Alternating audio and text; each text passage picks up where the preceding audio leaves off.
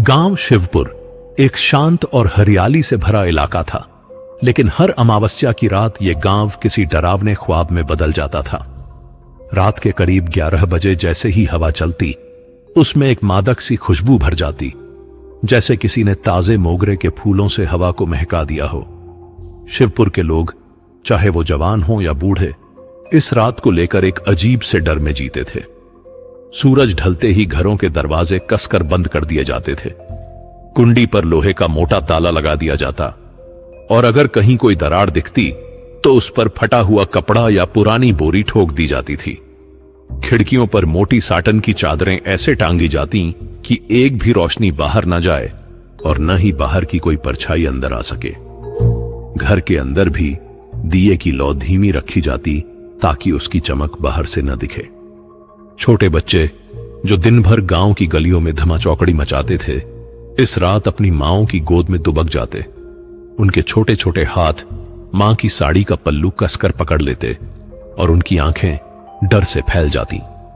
माएं उन्हें कहानियां सुनाती, भजन गाती, लेकिन उनकी आवाज में भी एक थरथराहट होती थी। बाहर जो हवा चलती थी, उसकी सरसराहट से ही उनका कलेजा मुंह को आ जाता था। हर पत्ती की खड़खड़ाहट, हर दूर से आती कुत्ते की आवाज उन्हें किसी अनहोनी का संकेत लगती थी। गांव के बड़े बुजुर्ग कहते थे कि यह हवा सिर्फ मोगरे की खुशबू नहीं लाती, बल्कि अपने साथ एक अजीब सी ठंडक भी लाती है। यह ठंडक हड्डियों तक घुस जाती और शरीर को अंदर तक कपकपा देती थी। कई बार तो लोगों को लगता था कि कोई उनके घर के बाहर से गुजरा है, उनके दरवाजे पर हल्की सी खरोंच की आवाज आई है, या फिर किसी ने उनके नाम की फुसफुसाहट की है। लेकिन जब वो हिम्मत करके दरवाजे के छेद से झांकते, तो बाहर सिर्फ गहरा अंधेरा और हवा का सन्नाटा होता था। किसी ने उसे देखा नहीं था, लेकिन सबने उसे महसूस किया था। गजरे वाली चुड़ैल को, उसकी मौजूदगी हवा में घुली हुई थी, उस मोगरे की खुशबू में और उस रात के सन्नाटे में। लोग आपस में बात करते थे कि वो दिखती नहीं, बस महसूस होती है। उसकी आहट नहीं होती, बस एक अजीब सी खामोशी होती है जो कान फाड़ देती है। और सबसे डरावनी बात यह थी कि उसकी पहचान सिर्फ एक ही चीज से होती थी, एक ताजा मोगरे का गजरा। इस रात अगर किसी के सिर पर अचानक फूलों का गजरा बंधा मिल जाए, तो समझ लो उसकी आखिरी रात है। यह बात गांव में हर बच्चे को पता थी, हर बुजुर्ग के जुबान पर थी। यह कोई कहानी नहीं थी, यह एक कड़वी सच्चाई थी जो हर अमावस्या को दोहराई जाती थी। इसलिए हर कोई अपने सिर को ढककर सोता था, कोई टोपी पहनकर, कोई चादर ओढ़कर, ताकि गलती से भी वो गजरा उनके सिर को न छू ले। रात भर लोग जागते रहते, कभी कभी तो आंखें बंद करने की हिम्मत भी नहीं होती थी। हर आहट पर चौकन्ने हो जाते, हर सांस पर ध्यान देते। ये रात उनके लिए नींद की नहीं, बल्कि डर और इंतजार की रात होती थी। इंतजार उस सुबह का जब सूरज की पहली किरण के साथ वो डर छट जाए, लेकिन तब तक उन्हें उस मादक, डरावनी खुशबू और हड्डियों तक जमा देने वाली ठंडक के साथ जीना पड़ता था। उस अमावस्या की रात बबलू रोज से थोड़ी देर से घर लौटा। बबलू गांव का एक शांत, शरीफ और मेहनती लड़का था। वो गांव के छोटे से स्कूल में बच्चों को पढ़ाता था।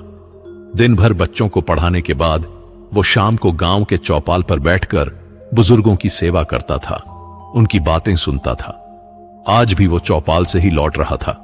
रात काफी हो चुकी थी, गांव की गलियां सुनसान थीं, चांद बादलों में छिपा था और अंधेरा ऐसा घना था कि हाथ को हाथ भी नहीं सूझ रहा था। बबलू ने अपनी धोती को कसकर कमर से बांधा और तेज कदमों से घर की ओर बढ़ा। जैसे ही वो गांव के पुराने बरगद के पेड़ के पास पहुंचा, हवा का एक जोरदार झोंका आया। उस झोंके में एक अजीब सी मीठी खुशबू थी, मोगरे के फूलों की। बबलू के रोंगटे खड़े हो गए। उसे याद आया कि आज अमावस्या की रात है। उसने मन ही मन भगवान का नाम लिया और अपनी चाल और तेज कर दी। खुशबू तेज होती जा रही थी, जैसे कोई उसके साथ साथ चल रहा हो। उसे लगा जैसे कोई उसके ठीक पीछे है। उसकी सांसों की आवाज उसके कानों में गूंज रही है। उसने पीछे मुड़कर देखा, लेकिन अंधेरे के सिवा कुछ नहीं था। उसका दिल जोर जोर से धड़क रहा था। माथे पर पसीना आ गया था। हालांकि रात में ठंडक थी। उसके पैर तेजी से चल रहे थे, लेकिन शरीर जैसे भारी हो गया था। उसे लगा जैसे कोई अदृश्य हाथ उसके कंधे पर रखा हो। सांसें उखड़ती हुई वो हाँफने लगा। घर का दरवाजा सामने था। उसने तेजी से कुंडी खोली और अंदर घुस गया। दरवाजा अंदर से बंद करते हुए उसके हाथ कांप रहे थे। उसने जोर से सांस ली और माथे से पसीना पोंछा। जैसे ही उसने अपने सिर पर हाथ फेरा, उसे कुछ महसूस हुआ, कुछ नरम सा, रेशमी सा। उसने हाथ नीचे लाकर देखा। उसके हाथ में एक ताजा सफेद मोगरे का गजरा था। बबलू की आंखें डर से फैल गईं। उसका पूरा शरीर ठंडा पड़ गया। डरी हुई आवाज में फुसफुसाया, गजरा मेरे सिर पर? उसे विश्वास नहीं हुआ। उसने गजरे को हटाने की कोशिश की, लेकिन वो उसके बालों में ऐसे उलझ गया था जैसे किसी ने उसे कसकर बांध दिया हो। वो गजरा बिल्कुल वैसा ही था जैसा दुल्हनों के बालों में होता है, ताजा, महकता हुआ और मौत का पैगाम लिए हुए। रात भर बबलू अपनी खाट पर बैठा रहा। उसकी आंखें खुली थीं, लेकिन वो कुछ देख नहीं पा रहा था। उसका दिमाग सुन्न हो गया था। गजरे की खुशबू उसके नथुनों में भर गई थी और उसे हर सांस के साथ मौत का एहसास हो रहा था। सुबह की पहली किरण के साथ जब गांव के लोग अपने घरों से बाहर निकले, तो उन्हें बबलू के घर का दरवाजा खुला मिला। उनकी नजर गांव के कुएं की ओर गई। गांव के कुएं में बबलू का शव उल्टा लटका मिला। उसका सिर पानी में डूबा हुआ था और पैर ऊपर की ओर थे। उसके सिर में एक ताजा मोगरे का गजरा जकड़ा था, वैसा ही जैसा उसने रात को अपने हाथों में देखा था। उसकी आंखें खुली थीं, उनमें एक भयानक डर जमा हुआ था। उसके चेहरे पर मौत की एक अजीब सी शांति थी जो उसके शरीर के हर अंग में समा गई थी। गांव के लोग कुएं के पास जमा हो गए। किसी की आवाज नहीं निकल रही थी। सब एक दूसरे को देख रहे थे। उनकी आंखों में वही डर, वही खौफ था। एक बुजुर्ग ने कांपते हुए कहा, गजरे वाली चुड़ैल फिर लौट आई है। ये शब्द गांव के सन्नाटे में गूंज गए। बबलू की मां, जो अपने बेटे को ढूंढते हुए वहां पहुंची थी, अपने बेटे का शव देखकर जमीन पर गिर पड़ी। उसकी चीखें गांव के हर कोने में फैल गईं और उन चीखों के साथ अमावस्या की रात का खौफ एक बार फिर गांव के हर दिल में घर कर गया। बबलू की मौत ने गांव को एक बार फिर याद दिला दिया था कि गजरे वाली चुड़ैल सिर्फ एक कहानी नहीं, बल्कि एक जीती जागती हकीकत थी जो हर अमावस्या को अपना शिकार ढूंढने आती थी। गांव में अब कोई सुरक्षित नहीं था। बबलू की मौत ने गांव में एक अजीब सा सन्नाटा फैला दिया था। हर कोई डरा हुआ था, लेकिन कोई कुछ कह नहीं पा रहा था। ऐसे में गांव की सबसे बुजुर्ग महिला दादी रामप्यारी ने हिम्मत की। वो बबलू की मां के पास बैठी थीं और उनकी आंखों में आंसू थे। उन्होंने धीरे से कहा, यह सब नैना का श्राप है।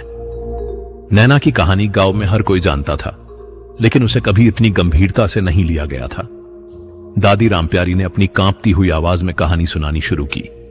बरसों पहले इसी गांव में एक लड़की रहती थी, नैना। वो बहुत सुंदर थी, जैसे कोई चांद का टुकड़ा।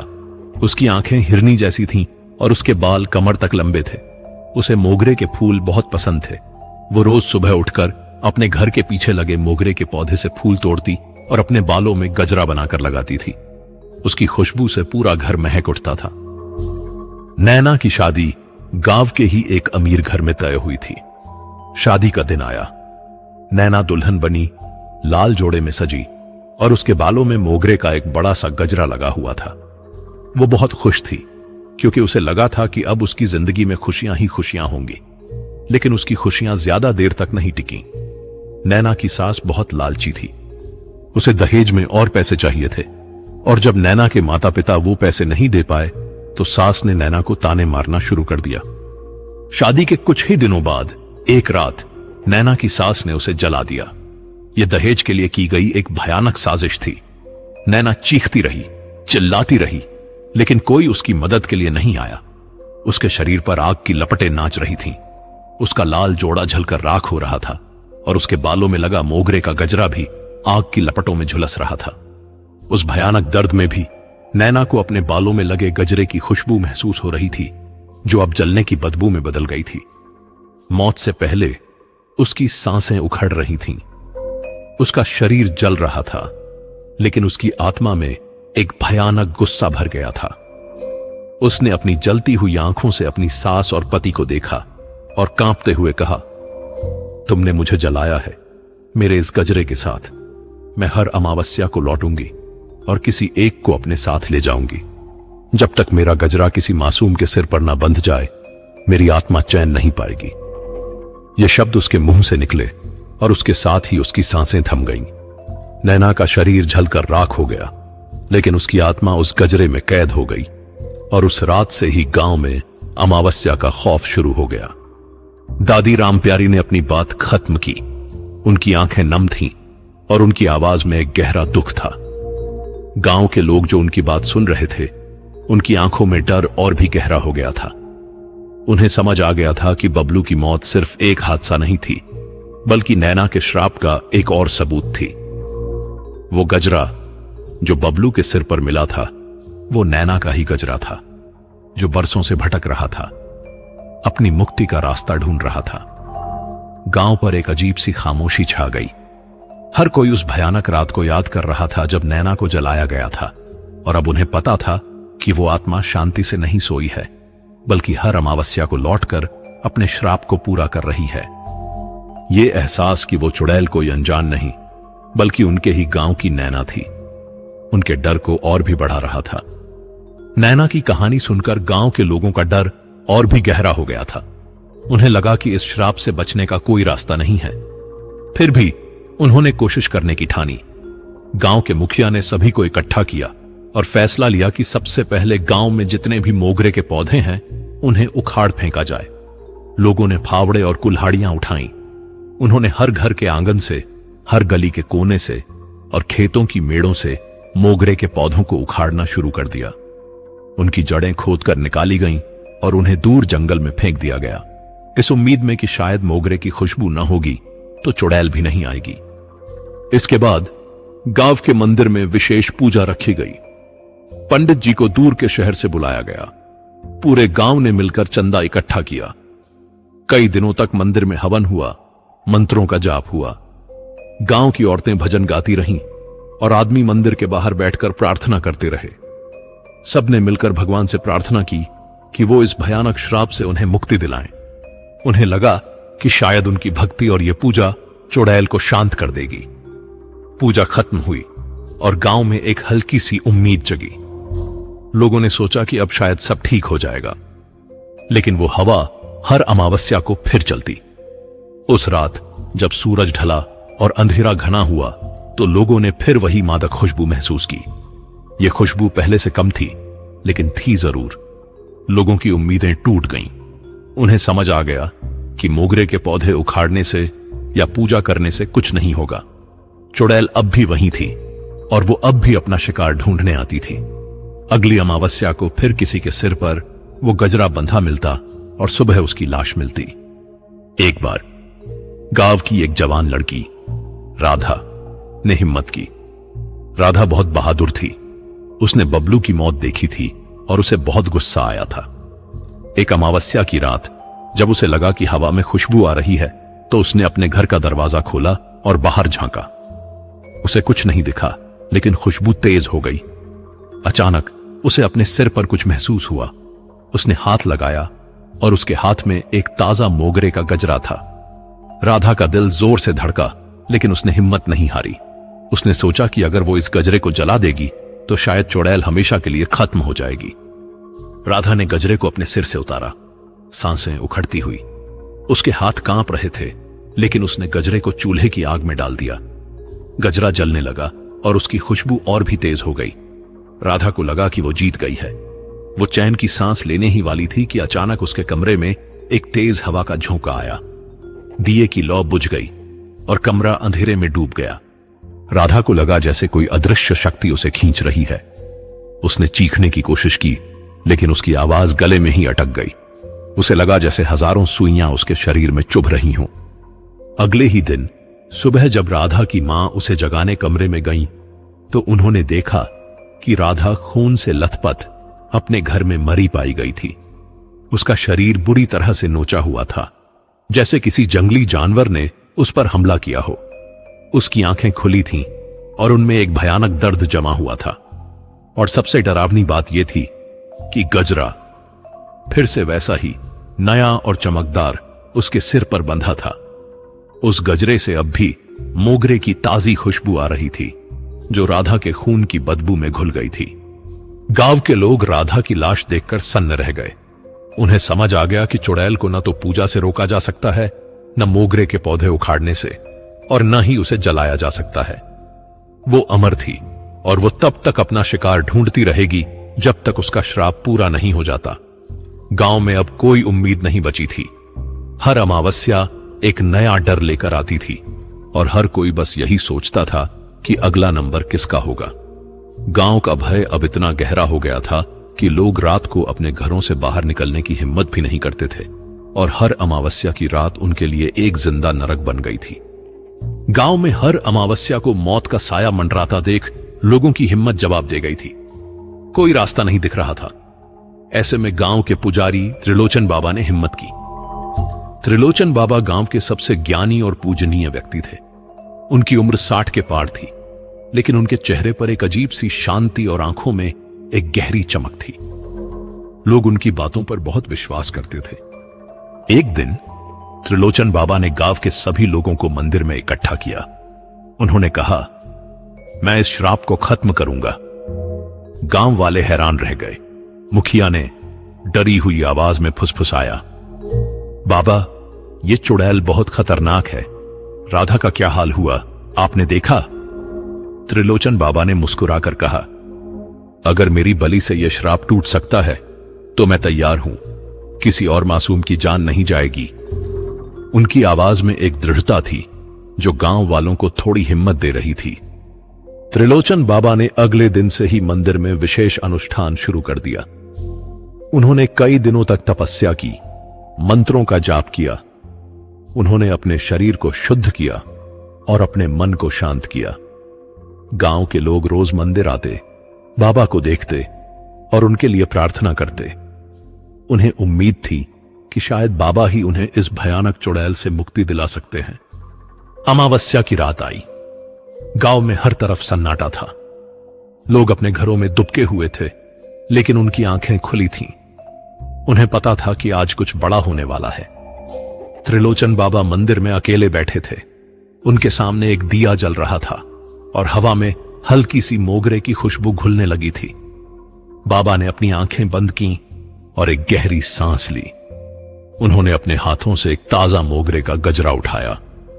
यह गजरा कहीं से आया था, किसी को नहीं पता था, लेकिन वो बिल्कुल वैसा ही था जैसा चुड़ैल अपने शिकार के सिर पर बांधती थी। बाबा ने बिना किसी डर के उस गजरे को अपने सिर पर बांध लिया। उन्हें लगा जैसे कोई ठंडी हवा उनके शरीर से गुजरी हो। गजरे की खुशबू उनके नथुनों में भर गई और उन्हें लगा जैसे कोई अदृश्य शक्ति उनके पास आ रही हो। उन्होंने अपनी आंखें बंद कर लीं और भगवान का नाम जपने लगे। रात भर मंदिर से कोई आवाज नहीं आई, सिर्फ हवा की सरसराहट और दूर से आती कुत्तों की आवाज सुनाई दे रही थी। सुबह की पहली किरण के साथ गांव के लोग मंदिर की ओर दौड़े। उन्हें उम्मीद थी कि बाबा मिल जाएंगे, लेकिन मंदिर का दरवाजा खुला था और अंदर कोई नहीं था। बाबा का आसन खाली था। गांव वाले मंदिर के अंदर गए। उन्होंने हर कोने में देखा, लेकिन बाबा कहीं नहीं थे। उनका शरीर नहीं मिला। गांव वाले निराश हो गए। उन्हें लगा कि बाबा भी चुड़ैल का शिकार हो गए। लेकिन तभी एक बच्चे की नजर मंदिर की मूर्ति पर पड़ी। मूर्ति के सिर पर एक ताजा मोगरे का गजरा चढ़ा था। वो गजरा बिल्कुल वैसा ही था जैसा चुड़ैल अपने शिकार के सिर पर बांधती थी, और वैसा ही जैसा बाबा ने रात को अपने सिर पर बांधा था। गजरा ताजे फूलों से सजा हुआ था और उससे एक हल्की सी खुशबू आ रही थी। गांव वाले हैरान रह गए। उन्हें समझ नहीं आया कि यह क्या हुआ। बाबा का शव नहीं मिला, लेकिन गजरा मूर्ति पर था। उस दिन के बाद से अमावस्या की हवा महकना बंद हो गई। गांव में अब कोई मोगरे की खुशबू नहीं आती थी। कोई नया शिकार नहीं मिला। गांव वालों ने राहत की सांस ली। उन्हें लगा कि शायद बाबा की बलि से चुड़ैल शांत हो गई है, या फिर वो हमेशा के लिए खत्म हो गई है। गांव में एक अजीब सी शांति छा गई। लोग अपने घरों से बाहर निकलने लगे। बच्चे बाहर खेलने लगे। लेकिन हर किसी के मन में एक सवाल था, त्रिलोचन बाबा कहां गए और वो गजरा मूर्ति पर कैसे आया? ये सवाल उन्हें परेशान करता रहा, लेकिन उन्हें खुशी थी कि अब उन्हें उस भयानक डर से मुक्ति मिल गई थी। त्रिलोचन बाबा के गायब होने और गजरे के मूर्ति पर मिलने के बाद गांव में एक अजीब सी शांति छा गई थी। अमावस्या की रातें अब पहले जैसी डरावनी नहीं रही थीं। हवा में अब मोगरे की वो मादक और डरावनी खुशबू नहीं आती थी। लोग अपने घरों के दरवाजे अब रात को भी खुले छोड़ने लगे थे और बच्चे बिना किसी डर के गलियों में खेलते थे। गांव में हंसी खुशी का माहौल लौट आया था जो बरसों से खो गया था। लोगों ने राहत की सांस ली थी। उन्हें लगा कि त्रिलोचन बाबा ने अपनी बलि देकर गांव को उस भयानक श्राप से हमेशा के लिए मुक्ति दिला दी है। लेकिन यह शांति पूरी नहीं थी। गांव के कुछ बुजुर्ग जो बरसों से इस डर में जीते आए थे, उन्हें अब भी एक अजीब सी बेचैनी महसूस होती थी। वो रात को सोते समय भी कभी कभी चौंक जाते थे। उन्हें लगता था कि शायद यह शांति बस एक दिखावा है। वो मंदिर की ओर देखते जहां मूर्ति पर वो गजरा चढ़ा था और उनके मन में एक अजीब सा सवाल उठता था, क्या सच में चुड़ैल खत्म हो गई है या वो बस सो रही है? गांव के मंदिर के ठीक पीछे एक अकेला मोगरे का पौधा लगा था। यह वही पौधा था जिसे गांव वालों ने उखाड़ने की कोशिश नहीं की थी, या शायद वो उसे भूल गए थे। यह पौधा अब भी हरा भरा था और उस पर सफेद मोगरे के फूल लगे हुए थे। हर अमावस्या की रात जब गांव के लोग चैन की नींद सो रहे होते थे, तो उस अकेले मोगरे के पौधे से एक हल्की सी खुशबू आती थी। यह खुशबू इतनी धीमी होती थी कि सिर्फ वही महसूस कर पाते थे जो बहुत ध्यान से सुनते थे या जिनकी नाक बहुत तेज थी। यह वैसी तेज और डरावनी खुशबू नहीं थी जो पहले आती थी, बल्कि एक फुसफुसाहट जैसी थी, जैसे कोई दूर से बुला रहा हो। गांव के कुछ लोग जो रात को शौच के लिए बाहर निकलते थे या जिन्हें नींद नहीं आती थी, उन्होंने इस खुशबू को महसूस किया था। उन्होंने आपस में बात की, लेकिन किसी ने इस बात को ज्यादा तूल नहीं दिया। उन्हें लगा कि शायद यह सिर्फ उनकी कल्पना है या फिर हवा से आई किसी और फूल की खुशबू है। लेकिन धीरे धीरे यह बात गांव में फैलने लगी कि उस अकेले मोगरे के पौधे से हर अमावस्या की रात हल्की सी खुशबू आज भी आती है। यह खुशबू एक अजीब सी बेचैनी पैदा करती थी। लोगों को लगता था कि शायद गजरे वाली चुड़ैल अब सिर्फ सो रही है, मरी नहीं। वो बस इंतजार कर रही है किसी सही मौके का। उन्हें लगता था कि त्रिलोचन बाबा ने उसे हमेशा के लिए खत्म नहीं किया, बल्कि बस उसे शांत कर दिया है। जैसे कोई जानवर गहरी नींद में सो रहा हो, लेकिन कभी भी जाग सकता है। ये एहसास कि खतरा अभी भी मौजूद है, भले ही वो छिपा हुआ हो, गांव की उस अधूरी शांति को भंग कर रहा था। अब गांव में कोई खुलकर बात नहीं करता था, लेकिन हर किसी के मन में एक ही बात थी, गजरे वाली चुड़ैल अब सिर्फ सो रही है, मरी नहीं। उसकी आत्मा उस अकेले मोगरे के पौधे में छिपी हुई थी और उसकी खुशबू उस पौधे से निकलकर हवा में घुल जाती थी, एक धीमी डरावनी याद दिलाते हुए कि वो अभी भी वहीं है। गांव में अब कोई चीख पुकार नहीं होती थी, कोई लाश नहीं मिलती थी, लेकिन एक अजीब सा डर हमेशा बना रहता था। यह डर अब आंखों में नहीं दिखता था, बल्कि लोगों की सांसों में, उनकी खामोशी में और उस अकेले मोगरे के पौधे से आती हल्की खुशबू में महसूस होता था। यह एक ऐसी शांति थी जो कभी भी टूट सकती थी, और गांव वाले जानते थे कि उन्हें हमेशा सतर्क रहना होगा, क्योंकि गजरे वाली चुड़ैल बस सो रही थी, मरी नहीं।